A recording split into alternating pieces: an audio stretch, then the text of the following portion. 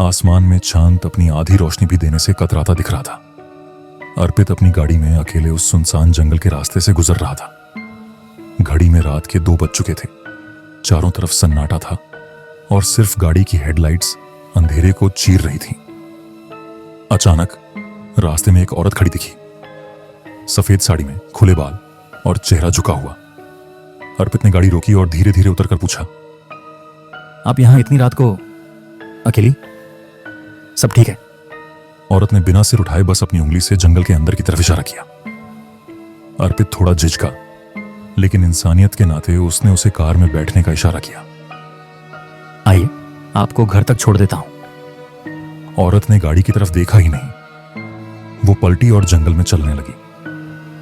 अर्पित का दिल अजीब तरह से धड़क रहा था।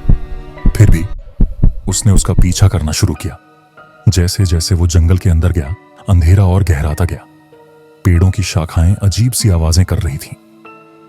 तभी औरत अचानक रुक गई। उसने धीमी आवाज में कहा, तुम यहाँ क्यों आए हो? मैंने तो तुम्हें बुलाया ही नहीं। अर्पित का खून जम गया। उसने कांपते हुए पूछा, तो तुमने जंगल की ओर इशारा क्यों किया? औरत ने उसकी तरफ मुड़कर देखा। उसका चेहरा अब भी छिपा हुआ था। फिर उसने सिर उठाया। उसका चेहरा इंसानी नहीं, बल्कि एक विकृत परछाई जैसा था। उसकी आंखें गहरी काली थीं और उसके होंठ से खून टपक रहा था। तुम्हें भी यहाँ लाना था। अब तुम भी इस जंगल का हिस्सा बनोगे। उसने धीमे से कहा।